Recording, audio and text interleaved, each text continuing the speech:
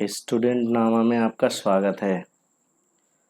जैसा कि थंबनेल में दिखाई दे रहा है, आज हम पढ़ेंगे परिमेय तथा अपरिमेय संख्याओं के बारे में। परिमेय तथा अपरिमेय संख्याएं बहुत कन्फ्यूजन रहता है इसके बारे में, बहुत कन्फ्यूज रहते हैं कौन सी परिमेय संख्या है कौन सी अपरिमेय। इसकी डेफिनेशन बहुत पढ़ी है, लेकिन आज डेफिनेशन नहीं, आज हम लोग प्रैक्टिकल करके देखेंगे कौन सी परिमेय है कौन सी अपरिमेय। इसे इंग्लिश में बोलते हैं रेशनल एंड इरेशनल नंबर्स। तो आइए शुरू करते हैं।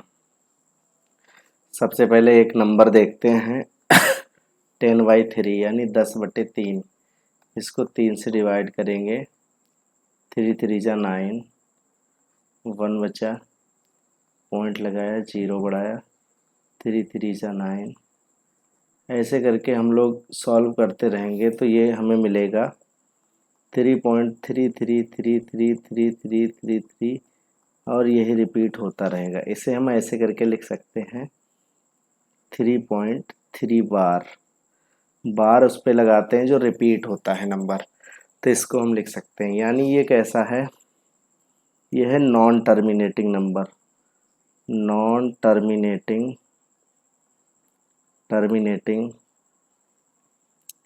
रिकरिंग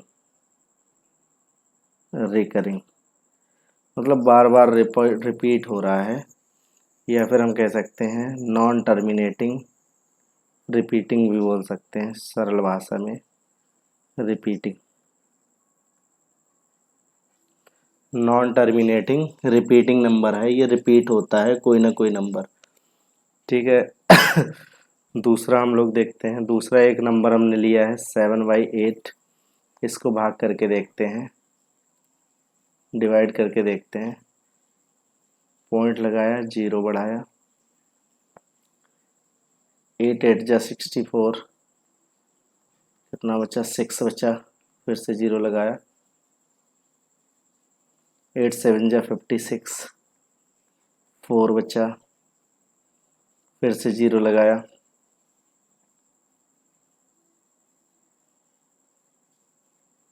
8 4 जा 32, 8 5 जा 40, 8 5 जा 40। इसमें बिल्कुल भी रिमाइंडर नहीं बचा, तो ये हमारा आ गया है 0.875। ये इससे आगे अब ये नहीं आएगा, डेसिमल में 3 प्लेसेस तक ही वैल्यू आई है इसकी। इसे हम बोलते हैं टर्मिनेटिंग डेसिमल। इसे हम बोलते हैं शांत दशमलव।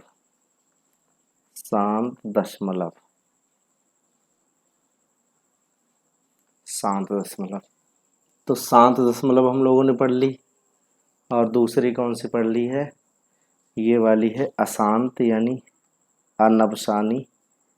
अशांत बोलते हैं या बोलते हैं इसे अनवसानी आवर्ती। आवर्त हो रहा है इसमें, अनवसानी आवर्ती, ठीक है। मतलब अशांत है या अनवसानी है, मतलब ये रिपीट होती रहेगी, मतलब इसका कोई अंत नहीं है। इसे बोलते हैं अशांत या अनवसानी, और रिपीट हो रही है इसलिए इसे बोलते हैं आवर्ती। अगला हम तीसरा नंबर देखते हैं 1/7। 7 से इसको डिवाइड करेंगे, पॉइंट लगाया, 0 बढ़ा दिया, 7 1 जा 7, 3 बचा, 0 लगा दिया, 7 4 जा 28, 2 बचा, 0 लगा दिया, 7 2 जा 14, 6 बचा, 0 लगा दिया, 7 8 जा 56, 4 बचा, 0 लगा दिया, 7 5 जा 35, 5 बचा, 0 लगा दिया, 7 7 जा 49, 1 बचा, 0 लगा दिया, तो ये 7 1 जा 7। ये फिर से रिपीट होने लगा। देखो इतना नंबर है, ये 14285 है और फिर से क्या आ जाएगा 14285 तो इसका मतलब ये रिपीट हो रहा है 0.1428571 ये पूरा 857 14285 ये पूरा रिपीट हो रहा है, तो इसलिए इसके ऊपर बार लगा देंगे। इतना ही नंबर रिपीट हो रहा है तो ये बार लगा देंगे। तो ये भी कैसा है, ये भी है कैसा नॉन टर्मिनेटिंग कैसा है रिपीटिंग इसे भी बोलते हैं अनवसानी आवर्ती।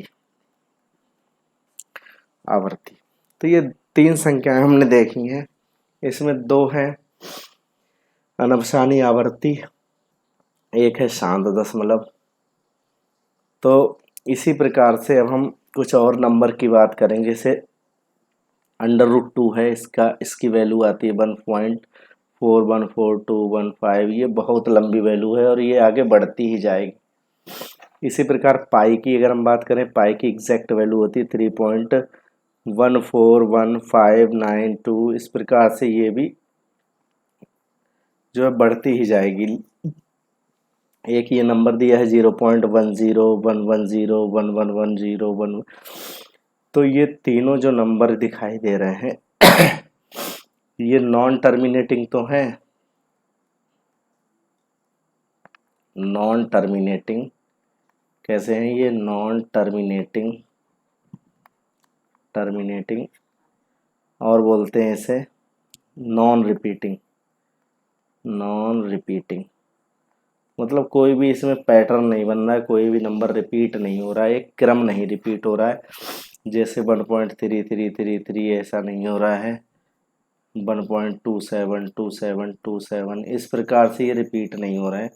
तो इस प्रकार से इन्हें क्या बोलेंगे, नॉन रिपीटिंग नॉन टर्मिनेटिंग यानी अनवसानी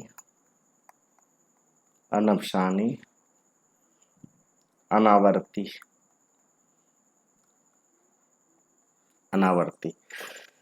तो जो non terminating non repeating number होते हैं इन्हीं को हम बोलते हैं इरेशनल। क्या बोलते हैं, इरेशनल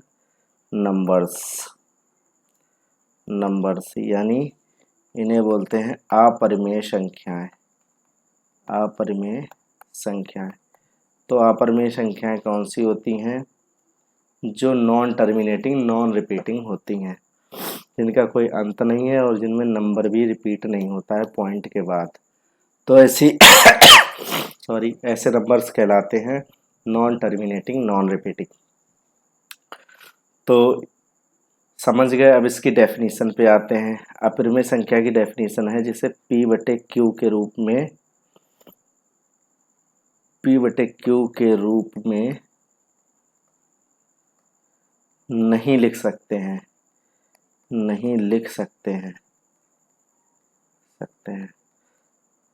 तो इनको हम P/Q के रूप में नहीं लिख सकते हैं, इसलिए मतलब इनको बटे में नहीं लिख सकते हैं, मतलब 1/2 3/4 या 5/7 इस प्रकार से इनको नहीं लिखा जा सकता है।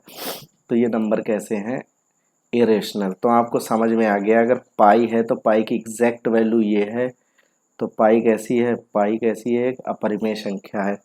√2 की एग्जैक्ट वैल्यू ये है, तो √2 का क्या है, एक अपरिमेय संख्या है। इसी प्रकार √3 √15 ये सब कैसी हैं, अपरिमेय संख्या हैं यानी इरेशनल नंबर्स हैं।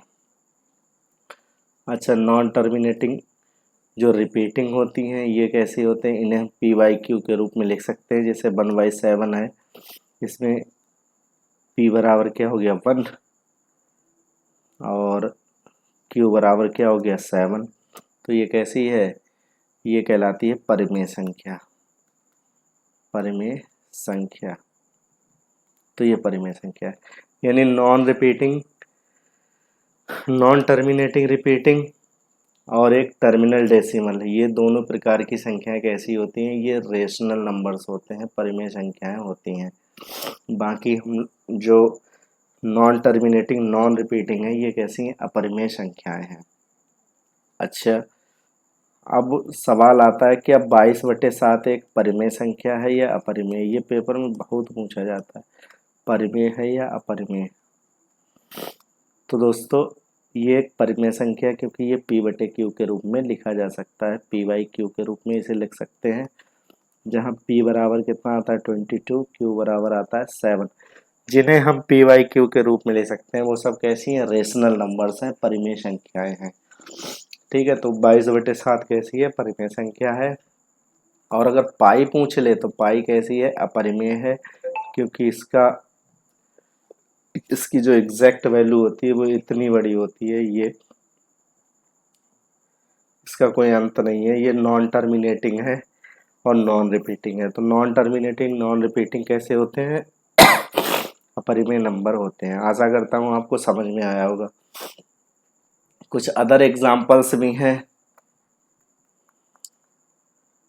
एग्जाम्पल्स हैं जो इरेशनल नंबर्स के हैं, अपरिमेय संख्याओं के हैं। इसमें क्या है? √3, √3 हो गया, √5 हो गया, √7 हो गया, √10 हो गया, √11 हो गया, √12 हो गया, √13 हो गया, √14 हो गया, √17 हो गया। ये कैसे हैं? ये सब इरेशनल नंबर्स हैं, इनकी एग्जैक्ट वैल्यू निकल के नहीं आती है, भाग देते जाएंगे। अगर हम इनका रूट निकालेंगे तो बहुत लंबी चौड़ी आएगी, बहुत, और नॉन टर्मिनेटिंग आएगी वैल्यू। इसके अलावा हम बना सकते हैं अपने आप इरेशनल नंबर, जैसे ये हो गया 1 2 3 4 5 6, ये रिपीट नहीं हो रहा है, ये ऐसे ही चलता जाएगा, तो ये कैसा है? इरेशनल नंबर है। जैसे दूसरा बना सकते हैं 1 1 2 3 4 7 5 1 2 6 7 3 5। तो ऐसा करके कुछ भी लिख दो, ये कैसा है? इरेशनल नंबर है, अपरिमेय संख्या है। तो आशा करता हूँ आज आपको परिमेय और अपरिमेय संख्या के बारे में कंप्लीट जानकारी मिली है। अगर वीडियो हेल्पफुल लगा हो, आपका डाउट बिल्कुल भी क्लियर हुआ हो, बिल्कुल ज़रा सा भी क्लियर हुआ हो, तो चैनल को सब्सक्राइब करना और अपने दोस्तों को इसको शेयर भी कर देना, जिससे उनका भी थोड़ा बहुत ज्ञान बढ़े। आज के लिए इतना ही, मिलते हैं कल एक नए वीडियो के साथ। धन्यवाद।